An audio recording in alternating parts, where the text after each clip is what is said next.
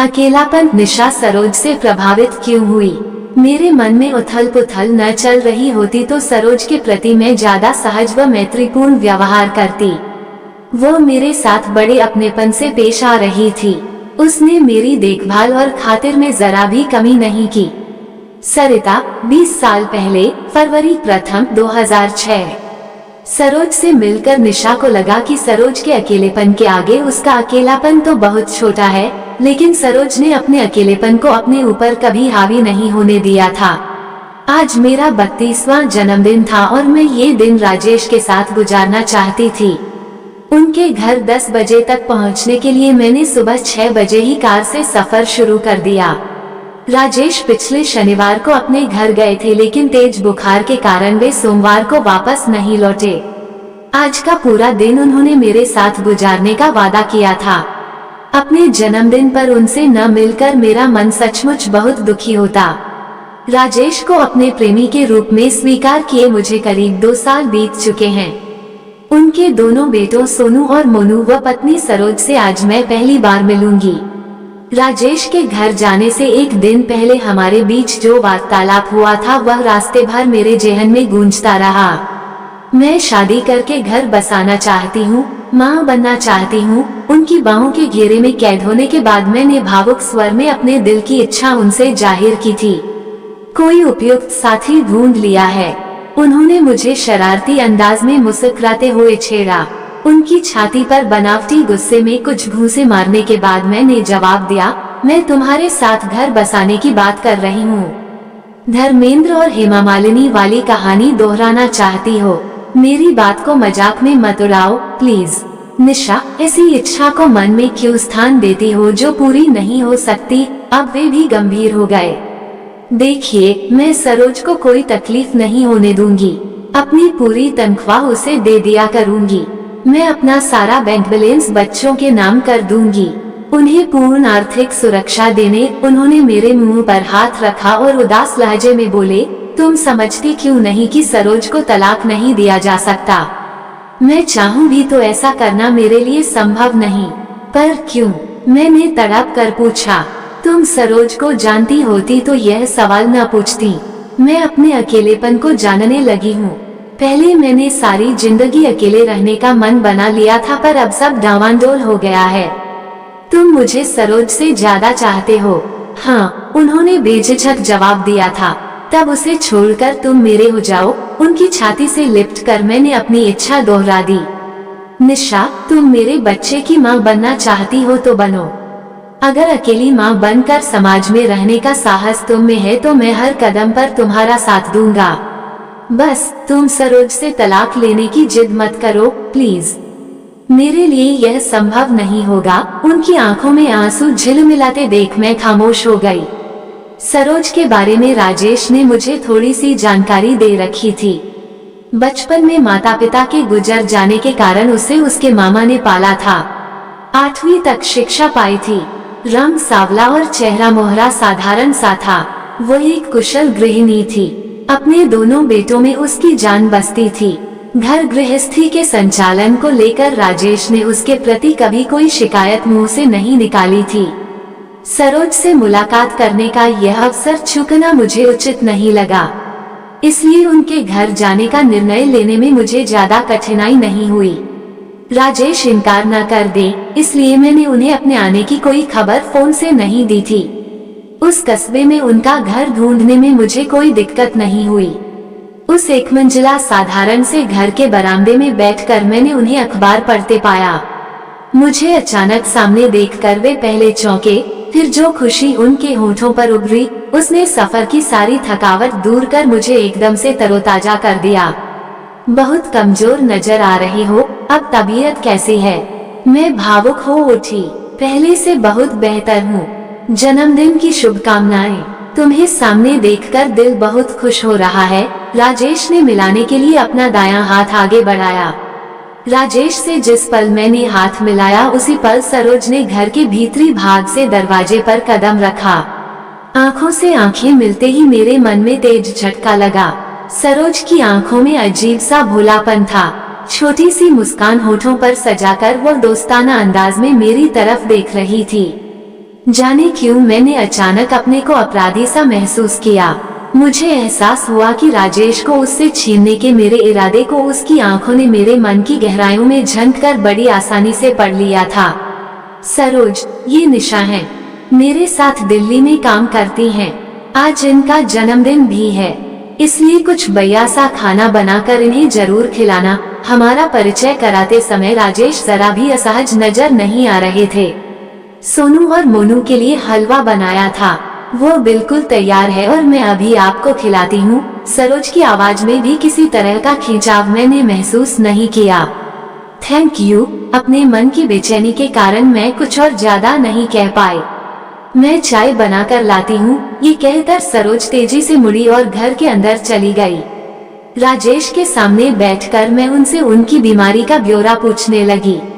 फिर उन्होंने ऑफिस के समाचार मुझसे पूछे। यूं हल्के फुल्के अंदाज में वार्तालाप करते हुए मैं सरोज की आंखों को भुला पाने में असमर्थ हो रही थी। अचानक राजेश ने पूछा, निशा, क्या तुम सरोज से अपने और मेरे प्रेम संबंध को लेकर बातें करने का निश्चय करके यहाँ आई हो? एकदम से जवाब न देकर मैंने सवाल किया, क्या तुमने कभी उसे मेरे बारे में बताया है? कभी नहीं, मुझे लगता है कि वो हमारे प्रेम के बारे में जानती है। कुछ देर खामोश रहने के बाद मैंने अपना फैसला राजेश को बता दिया। तुम्हें इतराज नहीं हो तो मैं सरोज से खुलकर बातें करना चाहूंगी। आगे की जिंदगी तुमसे दूर रहकर गुजारने को अब मेरा दिल तैयार नहीं है। मैं इस मामले में कुछ नहीं कहूँगा। अब तुम हाथ मुंह धोकर फ्रेश हो जाओ, सरोज चाय लाती ही होगी। राजेश के पुकारने पर सोनू और मोनू दोनों भागते हुए बाहर आए। दोनों बच्चे मुझे स्मार्ट और शरारती लगे। मैं उनसे उनकी पढ़ाई व शौकों के बारे में बातें करते हुए घर के भीतर चली गई। घर बहुत करीने से सजा हुआ था। सरोज के सुघड़ गृहिणी होने की छाप हर तरफ नजर आ रही थी। मेरे मन में उथल पुथल न चल रही होती तो सरोज के प्रति मैं ज्यादा सहज व मैत्रीपूर्ण व्यवहार करती। वो मेरे साथ बड़े अपनेपन से पेश आ रही थी। उसने मेरी देखभाल और खातिर में जरा भी कमी नहीं की। उसकी बातचीत का बड़ा भाग सोनू और मोनू से जुड़ा था। उनकी शरारतों, खूबियों और कमियों की चर्चा करते हुए उसकी जबान जरा नहीं थकी। वे दोनों बातचीत का विषय होते तो उसका चेहरा खुशी और उत्साह से दमकने लगता। हलवा बहुत स्वादिष्ट बना था।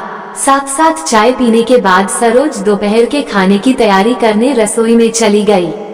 सरोज के व्यवहार से तो अब ऐसा नहीं लगता है कि उसे तुम्हारे और मेरे प्रेम संबंध की जानकारी नहीं है। मैंने अपनी राय राजेश को बता दी। सरोज सभी से अपनत्व भरा व्यवहार करती है। निशा, उसके मन में क्या है, इसका अंदाजा उसके व्यवहार से लगाना आसान नहीं, राजेश ने गंभीर लहजे में जवाब दिया। अपनी 12 सालों की विवाहित जिंदगी में सरोज ने क्या कभी तुम्हें अपने दिल में झंकने दिया है? कभी नहीं। और यह भी सच है कि मैंने भी उसे समझने की कोशिश कभी नहीं की। राजेश, मैं तुम्हें एक संवेदनशील इंसान के रूप में पहचानती हूँ।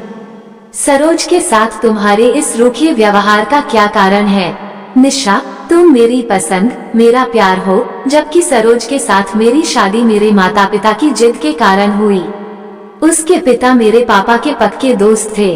आपस में दिए वचन के कारण सरोज, एक बेहद साधारण सी लड़की, मेरी इच्छा के खिलाफ मेरे साथ आज जुड़ी थी।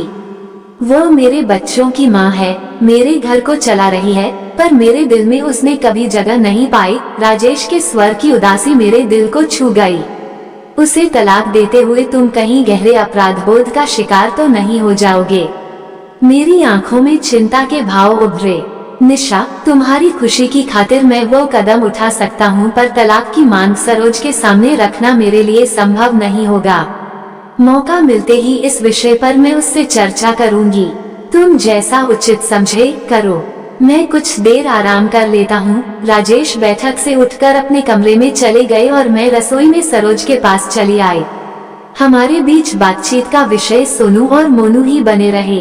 एक बार को मुझे ऐसा भी लगा कि सरोज शायद जानबूझकर उनके बारे में इसलिए खूब बोल रही है कि मैं किसी दूसरे विषय पर कुछ कह ही न पाऊं। घर और बाहर दोनों तरह की टेंशन से निपटना मुझे अच्छी तरह से आता है। अगर मुझे देखकर सरोज तनाव, नाराजगी, गुस्से या डर का शिकार बनी होती तो मुझे उससे मनचाहा वार्तालाप करने में कोई असुविधा न महसूस होती। उसका साधारण सा व्यक्तित्व, उसकी बड़ी बड़ी आंखों का भोलापन, अपने बच्चों की देखभाल व घर गृहस्थी की जिम्मेदारियों के प्रति उसका समर्पण मेरे रास्ते की रुकावट बन जाते। मेरी मौजूदगी के कारण उसके दिलो दिमाग पर किसी तरह का दबाव मुझे नजर नहीं आया। हमारे बीच हो रहे वार्तालाप की बागडोर अधिकतर उसी के हाथों में रही। जो शब्द उसकी जिंदगी में भारी उथल पुथल मचा सकते थे वे मेरी जबान तक आकर लौट जाते। दोपहर का खाना सरोज ने बहुत अच्छा बनाया था, पर मैंने बड़े अनमने भाव से थोड़ा सा खाया। राजेश मेरे हाव भाव को नोट कर रहे थे पर मुंह से कुछ नहीं बोले। अपने बेटों को प्यार से खाना खिलाने में व्यस्त सरोज हम दोनों के दिल में मची हलचल से शायद पूरी तरह अनजान थी। कुछ देर आराम करने के बाद हम सब पास के पार्क में घूमने पहुंच गए। सोनू और मोनू झलों में झलने लगे। राजेश एक बेंच पर लेटे और धूप का आनंद आंखें मूंद कर लेने लगे। आइए हम दोनों पार्क में घूमें, आपस में खुलकर बातें करने का इससे बढ़िया मौका शायद आगे न मिले। सरोज के मुंह से निकले इन शब्दों को सुनकर मैं मन ही मन चौंक पड़ी। उसकी भोली सी आंखों में झंककर अपने को उलझन का शिकार बनने से मैंने खुद को इस बार बचाया और गंभीर लहजे में बोली, सरोज, मैं सचमुच तुमसे कुछ जरूरी बातें खुलकर करने के लिए ही यहाँ आई हूँ।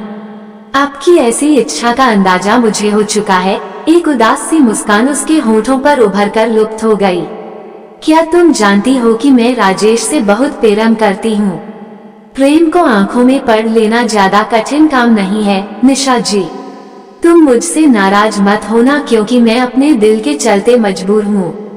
मैं आपसे नाराज नहीं हूँ। सच तो यह है कि मैंने इस बारे में सोच विचार किया ही नहीं है। मैं तो एक ही बात पूछना चाहूंगी। सरोज ने इतना कहकर अपनी भोली आंखें मेरे चेहरे पर जमा दी तो मैं मन में बेचैनी महसूस करने लगी। पूछो, मैंने दबी सी आवाज में उससे कहा। वे 14 में से 12 दिन आपके साथ रहते हैं, फिर भी आप खुश और संतुष्ट क्यों नहीं हैं? मेरे हिस्से के 2 दिन छीन कर आपको कौन सा खजाना मिल जाएगा? तुम्हारे उन 2 दिनों के कारण मैं राजेश के साथ अपना घर नहीं बसा सकती हूँ, अपनी मांग में सिंदूर नहीं भर सकती हूँ, मैंने चिड़े से लहजे में जवाब दिया। मांग के सिंदूर का महत्व और उसकी ताकत मुझसे ज्यादा कौन समझेगा? उसके होठों पर उभरी व्यंग्य भरी मुस्कान ने मेरे अपराध बोध को और भी बढ़ा दिया। राजेश सिर्फ मुझे प्यार करते हैं सरोज। हम तुम्हें कभी आर्थिक परेशानियों का सामना नहीं करने देंगे, पर तुम्हें उन्हें तलाक देना ही होगा। मैंने कोशिश करके अपनी आवाज मजबूत कर ली। वे क्या कहते हैं तलाक लेने के बारे में? कुछ देर खामोश रहकर सरोज ने पूछा।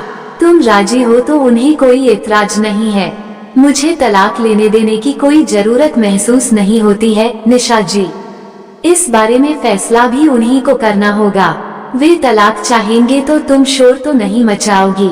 मेरे इस सवाल का जवाब देने के लिए सरोज चलते चलते रुक गई। उसने मेरे दोनों हाथ अपने हाथों में ले लिए। इस पल उससे नजर मिलाना मुझे बड़ा कठिन महसूस हुआ। निशा जी, अपने बारे में मैं सिर्फ एक बात आपको इसलिए बताना चाहती हूँ ताकि आप कभी मुझे लेकर भविष्य में परेशान न हो। मेरे कारण कोई दुख या अपराध बोध का शिकार बने, यह मुझे अच्छा नहीं लगेगा।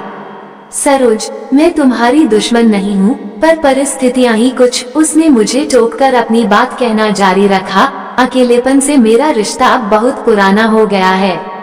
माता पिता का साया जल्दी मेरे सिर से उठ गया था। मामा मामी ने नौकरानी की तरह पाला। जिंदगी में कभी धन के संगी साथी नहीं मिले।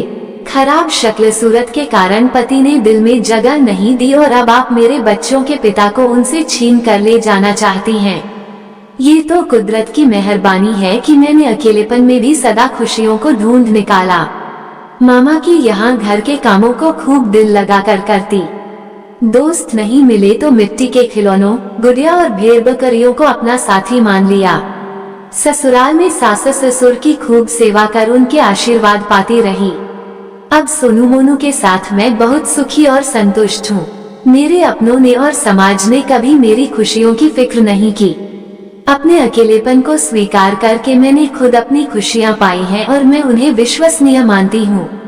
उदासी, निराशा, दुख, तनाव और चिंताएं मेरे अकेलेपन से न कभी जुड़ी हैं और न जुड़ पाएंगी। मेरी जिंदगी में जो भी घटेगा उसका सामना करने को मैं तैयार हूँ। मैं चाहकर भी कुछ नहीं बोल पाई। राजेश ठीक ही कहते थे कि सरोज से तलाक के बारे में चर्चा करना असंभव था। बिल्कुल ऐसा ही अब मैं महसूस कर रही थी। सरोज के लिए मेरे मन में इस समय सहानुभूति से कहीं ज्यादा गहरे भाव मौजूद थे।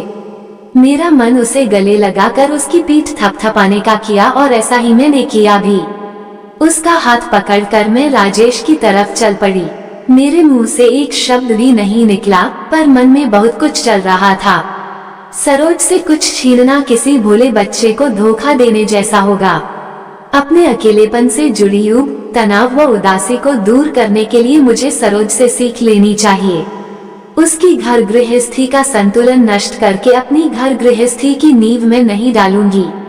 अपनी जिंदगी और राजेश से अपने प्रेम संबंध के बारे में मुझे नई दृष्टि से सोचना होगा। यही सब कुछ सोचते हुए मैंने साफ महसूस किया कि मैं पूरी तरह से तनाव मुक्त हो भविष्य के प्रति जोश, उत्साह और आशा प्रदान करने वाली नई तरह की ऊर्जा से भर गई हूँ। आपको ये कहानी कैसी लगी हमें कमेंट कर जरूर बताएं। इसी तरह की अच्छी कहानियाँ आप यहाँ पर पढ़ सकते हैं। यहाँ उपस्थित शिक्षाप्रद कहानियाँ आपका मनोरंजन करने के साथ दिशा भी देंगी। तो बने रहिए हमारे साथ और हमारे प्रयास को सफल बनाएं।